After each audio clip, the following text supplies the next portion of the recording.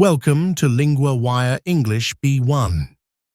Today, we have two stories, one about new U.S. actions against Iran and another about a leading candidate quitting the California governor race.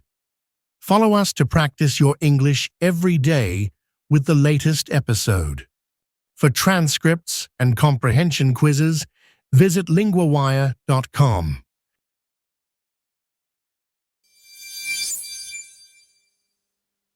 I'm here with Lingua Wire's International Affairs correspondent, Michael. Michael, what exactly happened with the US and Iran this weekend? Hello, Daniel. On Sunday, former President Donald Trump announced a new U.S. naval blockade of Iran. This means the U.S. will stop all ships going to or from Iranian ports. It is a stronger action than before. The U.S. military also said it is ready to attack Iran again if needed. What is new about this blockade compared to earlier actions? Before, Trump talked about stopping ships that paid an illegal toll to Iran in the Strait of Hormuz. Now, the blockade covers all ships going to or from Iran, no exceptions. This is a bigger step and could increase tensions. Why did the U.S. decide to do this now? A U.S. diplomatic team led by Vice President J.D. Vance tried to negotiate peace with Iran on Saturday, but failed. Iran did not agree to stop its nuclear program or other demands, so the U.S. chose a harder approach to pressure Iran. Why does this matter for the world? The Strait of Hormuz is very important for oil shipping. Iran makes a lot of money from oil exports. The blockade could stop Iran's income and raise oil prices worldwide. Also, countries like China depend on Iranian oil. They might react strongly to this blockade. What risks does this blockade bring? There are many risks. U.S. ships clearing mines near Iran could face attacks. It is unclear how the U.S. will decide who pays Iran a toll. Also, if foreign ships ignore the blockade, the U.S. might use force. This could cause a bigger conflict. Is there any reaction from U.S. politicians? Yes, Senator Mark Warner said he does not understand how blockading the strait will make Iran open it. Some experts worry this move could make the situation worse, not better. What might happen next in this situation?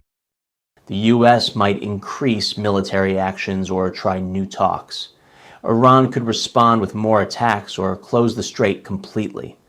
The world will watch closely because this affects global oil and security.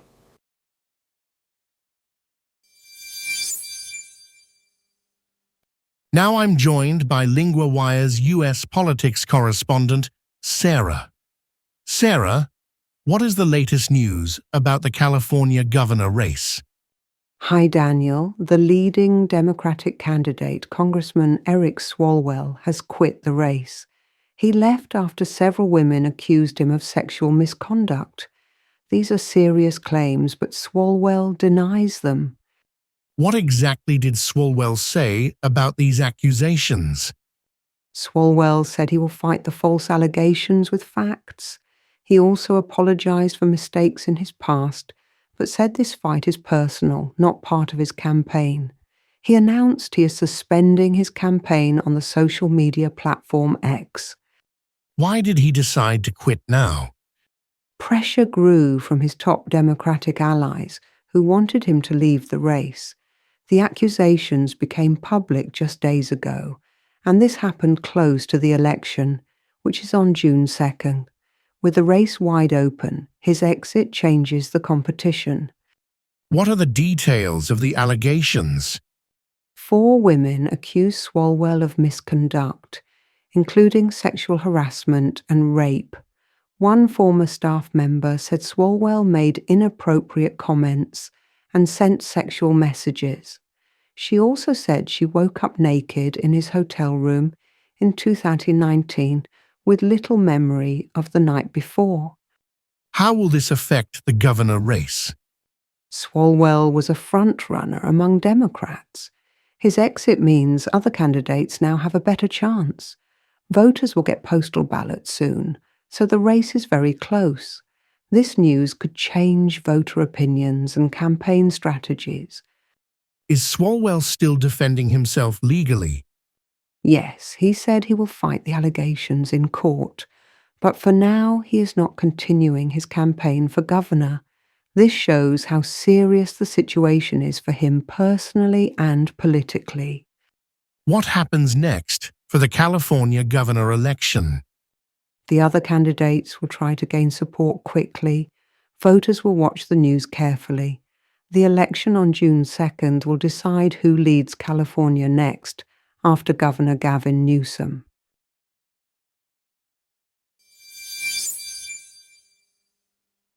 Let's review some vocabulary from our first story about the U.S. naval blockade of Iran. The three words are blockade, toll, and strait. First, blockade means to stop ships or people from entering or leaving a place. In the story, the U.S. started a naval blockade to stop ships going to and from Iran. For example, the city was under a blockade during the storm. Next, toll means a fee or payment for using a road or water route. The U.S. said ships that pay an illegal toll to Iran would not have safe passage.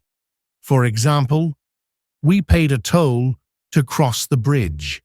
Finally, strait is a narrow passage of water connecting two larger bodies of water. The Strait of Hormuz is very important for oil shipping.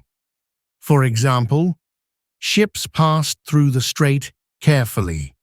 Now for our second part, let's look at the phrase locked and loaded.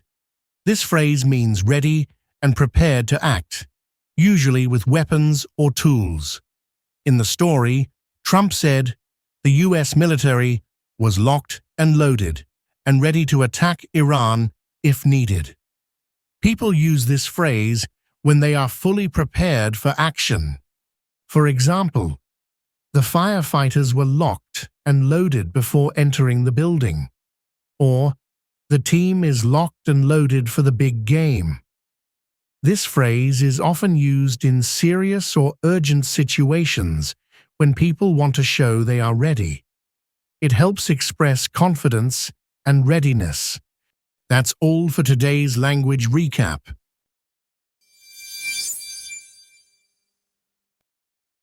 Follow Lingua Wire for the latest daily episode and build your daily language habit with us.